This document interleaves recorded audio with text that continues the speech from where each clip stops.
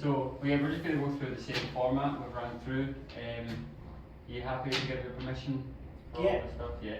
And if you ever feel uncomfortable with it, if you don't need to answer it, just let me know.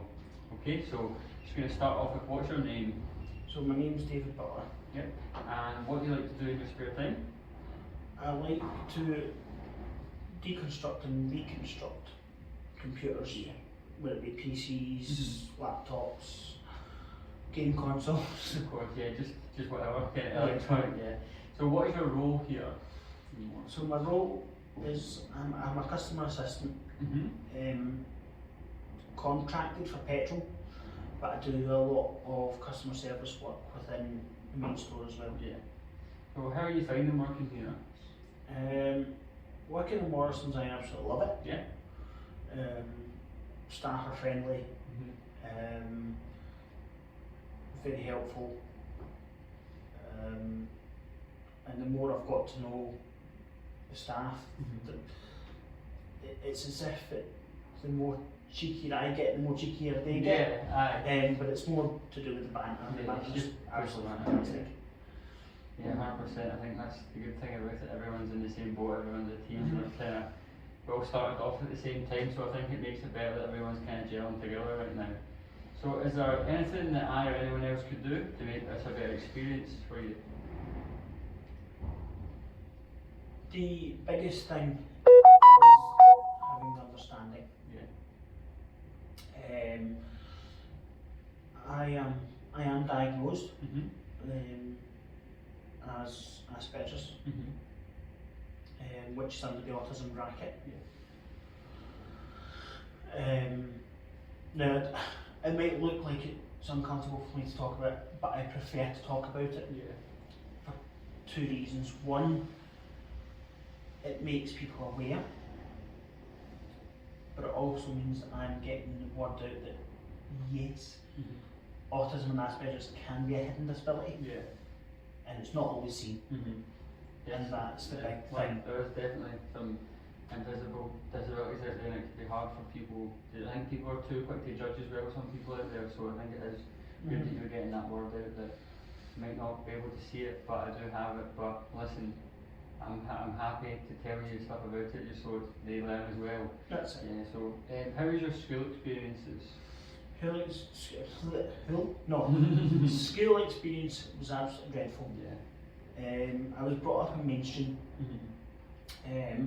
There was talks of me at one point going into disability school, and I put disability in brackets, or inverted commas, as well as normal. I put that in inverted commas, simply because with a disability, it's something you're not good at. It's not a case of it is disabling you in doing something, it's just you're not good at it. And the whole point of things like Autism Awareness Week and companies like Enable and the Scottish Consortium for Learning Disability and the Autistic Society is that they are trying to enable people with autism or learning disabilities to do their best and be their best. And that's one of the reasons why I wanted to get this on film and get the awareness out there, is that everybody's different. It doesn't matter whether you're able-bodied or not able-bodied, everybody's different. Because that's kind of what we were touching on earlier on when we were talking about it, that we could maybe both build that PC or that computer, but you do it far ahead of me, so that's a kind of disability for me that to be seen because you have that ability and I don't. It's just kind of same as that. You're maybe a lot better at customer service than I am. Not saying that I'm not, but doubt it. I've seen that. I've seen you in petrol. You know, there's a couple of areas that I know that you're good at. For example, approaching people properly. You know, being part of the integration team, which at one point I did want to do, Then I got loaded with upwards of 35 hours of petrol, and it was just like, what time have I got? I know. But I think one of my biggest things is that being not only an autism ambassador, if you like, for Helmsburg, but I'm also a volunteer consultant for several of the companies, one of which is the Scottish Consortium for Learning Disability. And what I do with them is I try and help them with their campaigns and look at it through a disability eye, you know, so that they can then approach it knowing that maybe something's not working. And that's what I want to do with Morrison's. I want to say, right, well, that's not going to work for somebody with a disability, but this might, you know, and try and help Morrison's be inclusive, as inclusive as can be. Have you had any other jobs before Morrison's? Not for a long time. Not for a long time. A lot of my experience, job paid wise, is kind of customer service related or care related. I did work for a company within Helmsburg called Cornerstone, and that I'm going back a while. And I was working with children with disabilities, you know, and I absolutely loved it. Absolutely loved it. Couldn't change it for the world, and wouldn't change it for the world. It sounds like it'd be a really big experience for you to learn and kind of teach them, because I know some people could maybe when they're younger not be so confident. You're talking about the kind of school experiences yourself, it could be quite hard on them. So to see someone maybe a bit older than them that can relate to their experiences say, like, no, you will get over this, listen, just change your mindset on it, don't worry, you can be something. It just needs that person. I used the service when I was younger. You know, I'm going back a good 15, 16 years, you know, I'm going back quite a bit. But back then, it first started out as Enable Kids. Now, that was good fun. But I actually started helping within the group just for feeding, just by feeding, you know, and I took great pride in it. And then as the years went by, I started volunteering more, helping out more, until I'm going back a good 7 or 8 years. They actually put me on relief, which then became paid work, which was quite good. But I will never ever, I can't thank them enough for giving me the insight into other disabilities along with my own. And that's one of the things that I've always wanted to do, is be an ambassador to not just autism but disabilities in general. But in this case, because it was obviously Autism Awareness Week coming up, my focus is on the autism and Asperger's. And if there's kind of one message that you could send out from the whole of what you're trying to say, what do you think it would be, or kind of what advice do you have about autism awareness? The message, the statement of don't judge a book by its cover comes into mind. I am one of those people who don't judge, and I don't expect other people to judge me for who I am. If it comes down to it, I'd much rather people if they don't understand, and at the moment I've got the face exemption, the face mask exemption. If they don't understand why, come and ask.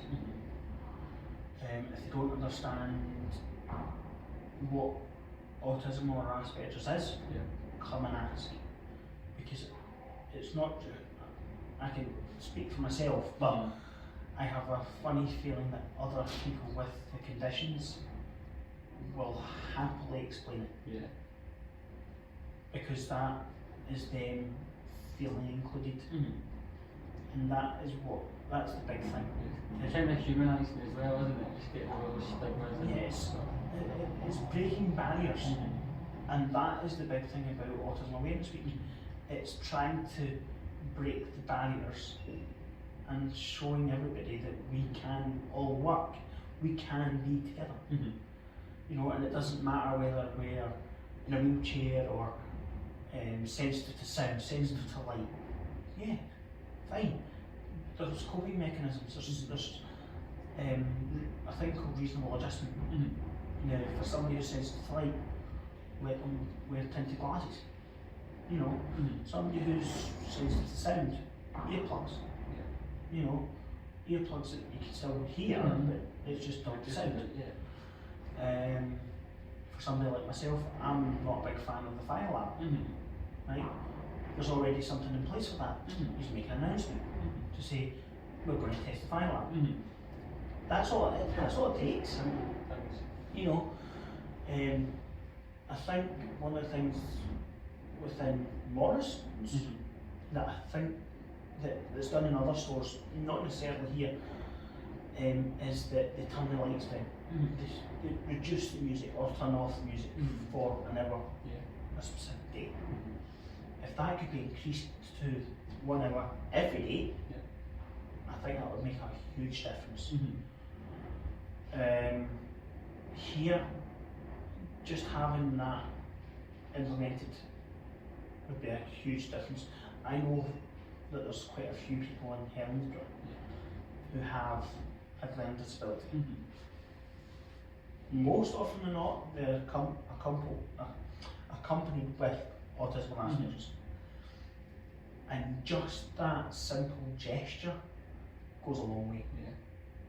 Yeah, because sometimes it could be, they might not have actually stepped foot in to see how loud it is. It could be a kind of anxiety thing that they think it might be too loud, so they don't go express themselves out. So I think if that was kind of publicised on Facebook, it would make a lot of people feel more comfortable, wouldn't it? And it would go a long way to helping with the community spirit of Morrison's.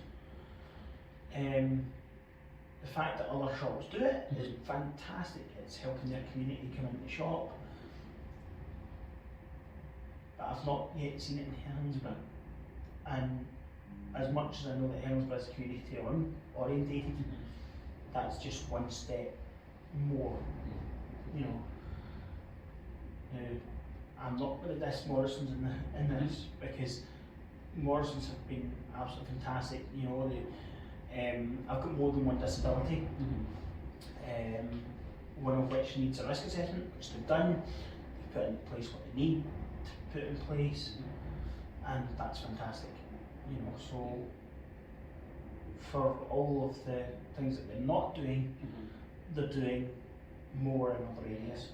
I think we touched on it before. We've had in our conversation that it would also be a kind of learning curve for other people if they could come in during that autism hour and kind of see why the lights have been turned down. Yes.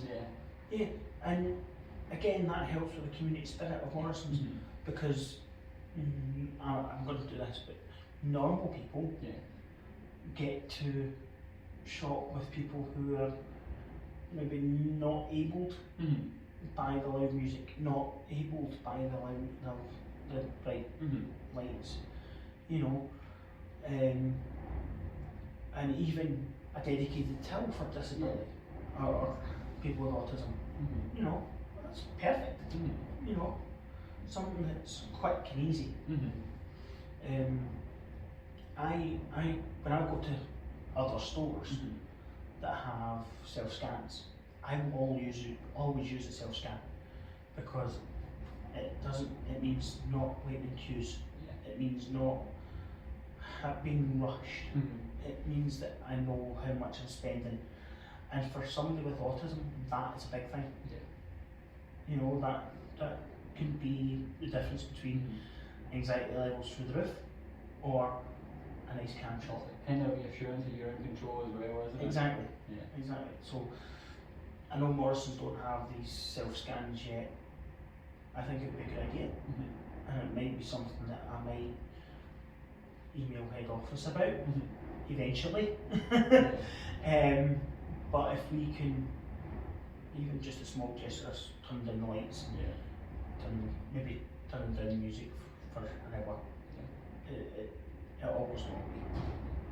Alright, thank you very much.